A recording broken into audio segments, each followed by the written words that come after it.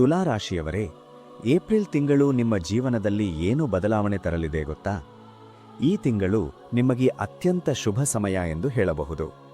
ಮುಂದಿನ 2 ತಿಂಗಳು ಅಂದರೆ ಏಪ್ರಿಲ್ ಮತ್ತು ಮೇ ನಿಮಗೆ ಬಹಳ ಲಾಭದಾಯಕ. ಈ ಅವಕಾಶವನ್ನು ತಪ್ಪಿಸಿಕೊಳ್ಳಬೇಡಿ. ಈ ಸಮಯದಲ್ಲಿ ನಿಮ್ಮ ಜೀವನದಲ್ಲಿ ಹೊಸ ಶಕ್ತಿ ಬರುತ್ತದೆ. ನೀವು ಇದುವರೆಗೆ ಅನುಭವಿಸದ ಒಂದು ವಿಭಿನ್ನ ಆತ್ಮವಿಶ್ವಾಸ ಕಾಣಿಸುತ್ತದೆ. ಆ ಶಕ್ತಿಯನ್ನು ಸರಿಯಾಗಿ ಬಳಸಿಕೊಳ್ಳಿ. ಯಾಕೆಂದರೆ ಜೂನ್ ನಂತರ ಗುರುಬಲ ನಿಧಾನವಾಗಿ ಕಡಿಮೆಯಾಗುತ್ತದೆ. ಆದರೂ ಒಂದು ಪ್ಲಸ್ ಪಾಯಿಂಟ್ ಇದೆ. ಜೂನ್ ನಂತರ ಗುರು ದಶಮ ಸ್ಥಾನಕ್ಕೆ ಬರುತ್ತಾನೆ. ಅದು ನಿಮ್ಮ ವೃತ್ತಿಗೆ ಸಹಾಯ ಮಾಡುತ್ತದೆ. ಈಗ ಏಪ್ರಿಲ್ ತಿಂಗಳ ಪ್ರಮುಖ ಫಲ ನೋಡೋಣ.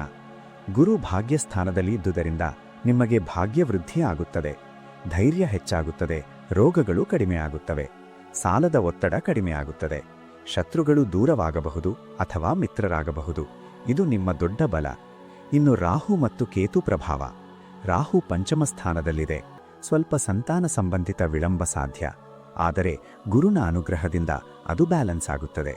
ಕೇತು ಲಾಭಸ್ಥಾನದಲ್ಲಿದೆ. ಇದು ಸಾಮಾನ್ಯವಾಗಿ ಒಳ್ಳೆಯದು. ಆದರೆ ಕೆಲವೊಮ್ಮೆ ಮನಸ್ಸಿನಲ್ಲಿ ಅಸಮಾಧಾನ ಮೂಡಬಹುದು. ಇನ್ನು ಕುಜನ ಪ್ರಭಾವ. ಏಪ್ರಿಲ್ 3ರಿಂದ ಕುಜನು 6ನೇ ಮನೆಗೆ ಬರುತ್ತಾನೆ. ಇದು ನಿಮ್ಮನೆ ಪ್ಲಸ್ ಪಾಯಿಂಟ್. ಯಾಕೆ ಅಂದರೆ ಪಾಪಗ್ರಹ ಪಾಪಸ್ಥಾನದಲ್ಲಿದ್ದಾಗ ಶುಭ ಫಲ ಕೊಡುತ್ತದೆ. ಇದರಿಂದ ಹಣಕಾಸು ಅಭಿವೃದ್ಧಿಯಾಗುತ್ತದೆ. ಕುಟುಂಬದಲ್ಲಿ ಸಂತೋಷ ಹೆಚ್ಚಾಗುತ್ತದೆ. ನಿಮ್ಮ ಮಾತಿಗೆ ಮೌಲ್ಯ ಬರುತ್ತದೆ.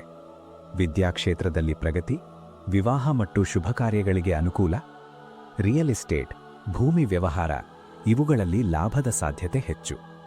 ಇನ್ನು ಬುಧನ ಪ್ರಭಾವ. ಏಪ್ರಿಲ್ 11ರಿಂದ ಬುಧನು 6ನೇ ಮನೆಗೆ ಬರ್ತಾನೆ. ಅದು ನೀಚ ಸ್ಥಾನ. ಆದರೆ ಇಲ್ಲಿ ಒಂದು ಟ್ವಿಸ್ಟ್ ಇದೆ. ಬುಧ ಮತ್ತು ಗುರು ನಡುವೆ ಪರಿವರ್ತನಾ ಯೋಗ ಉಂಟಾಗಿದೆ. ಇದರಿಂದ ಬುಧನ ದುರ್ಬಲತೆ ಕಡಿಮೆಯಾಗುತ್ತದೆ. ಭಾಗ್ಯ ವೃದ್ಧಿಯಾಗುತ್ತದೆ. ವಿದೇಶಿ ಅವಕಾಶಗಳು ಬರ್ತವೆ. ಹಣದ ಚಲನವಲನ ಹೆಚ್ಚಾಗುತ್ತದೆ. ಏಪ್ರಿಲ್ 15ರಂದು ಸೂರ್ಯ 7ನೇ ಮನೆಗೆ ಬಂದು ಉಚ್ಚ ಸ್ಥಿತಿಯಲ್ಲಿ ಇರುತ್ತಾನೆ. ಇದರಿಂದ ರಾಜಕೀಯ ಕ್ಷೇತ್ರದಲ್ಲಿ ಯಶಸ್ಸು, ಸರ್ಕಾರದ ಕೆಲಸಗಳಲ್ಲಿ ಅವಕಾಶ, ದಾಂಪತ್ಯ ಜೀವನದಲ್ಲಿ ಸುಧಾರಣೆ, ಕುಟುಂಬದ ಸಮಸ್ಯೆಗಳು ಕಡಿಮೆಯಾಗುವುದು, ನಿದ್ರೆ, ಸುಖ, ಲಾಭ ಹೆಚ್ಚಾಗುವುದು, ವ್ಯಾಪಾರ ವ್ಯವಹಾರಗಳಲ್ಲಿ ಲಾಭ ಹೆಚ್ಚಾಗುತ್ತದೆ.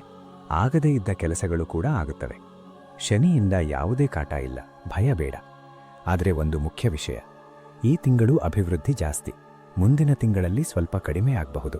ಆದ್ದರಿಂದ ಈಗಲೇ ಗಮನದಿಂದ ಕೆಲಸ ಮಾಡಬೇಕು. ನೆಗ್ಲಿಜೆನ್ಸಿ ಮಾಡಬೇಡಿ. ಗುರು ಆರಾಧನೆ ಆರಂಭಿಸಿ. ಗುರು ಸ್ತೋತ್ರ ಕೇಳಿ. ನೆಗೆಟಿವ್ ವಿಷಯಗಳು ಏನಪ್ಪಾ ಅಂದರೆ ಕೇತು ಕಾರಣ ಸ್ವಲ್ಪ ಅವಮಾನ ಸಾಧ್ಯತೆ, ಗ್ಯಾಸ್ಟ್ರಿಕ್ ಸಮಸ್ಯೆ, ಆಸಕ್ತಿ ಕಡಿಮೆ ಆಗುವುದು. ಇವುಗಳನ್ನು ನಿಯಂತ್ರಿಸಬೇಕು. ಏಪ್ರಿಲ್ 20ರಂದು ಶುಕ್ರ ಅಷ್ಟಮ ಸ್ಥಾನಕ್ಕೆ ಬರ್ತಾನೆ, ಸ್ವಕ್ಷೇತ್ರ. ಇದರಿಂದ ಮೆಡಿಕಲ್ ಫೀಲ್ಡ್ನವರಿಗೆ ಹೆಚ್ಚಿನ ಲಾಭ. ಒಟ್ಟಾರೆ ನೋಡಿದರೆ ಪ್ಲಸ್ ಪಾಯಿಂಟ್ಸ್ ಹೆಚ್ಚು, ನೆಗೆಟಿವ್ ಕಡಿಮೆ. ಮುಖ್ಯ ದಿನಗಳು: ಏಪ್ರಿಲ್ 1 ಹನುಮತ್ ಜಯಂತಿ, ಹನುಮಂತನ ಆರಾಧನೆ ಮಾಡಿ. ಏಪ್ರಿಲ್ 19 ಅಕ್ಷಯ ತೃತೀಯ, ಲಕ್ಷ್ಮೀ ಪೂಜೆ ಮಾಡಿ. ತುಲಾ ರಾಶಿಯವರು ಧೈರ್ಯವಾಗಿ ಇರಿ. ಭಗವಂತನ ಆಶೀರ್ವಾದ ನಿಮಗೆ ಖಂಡಿತ ಇದೆ. ಈ ವಿಡಿಯೋ ನಿಮಗೆ ಉಪಯುಕ್ತ ಅನ್ನಿಸಿದರೆ ಲೈಕ್ ಮಾಡಿ, ನಿಮ್ಮ ಸ್ನೇಹಿತರ ಜೊತೆ ಹಂಚಿಕೊಳ್ಳಿ. ಇನ್ನಷ್ಟು ಇಂತಹ ಮಾಹಿತಿಗಾಗಿ ನಮ್ಮ ಚಾನೆಲ್ ಅನ್ನು ಸಬ್ಸ್ಕ್ರೈಬ್ ಮಾಡಿ. ಧನ್ಯವಾದಗಳು. ನಿಮ್ಮ ಜೀವನದಲ್ಲಿ ಸದಾ ಬೆಳಕಿರಲಿ.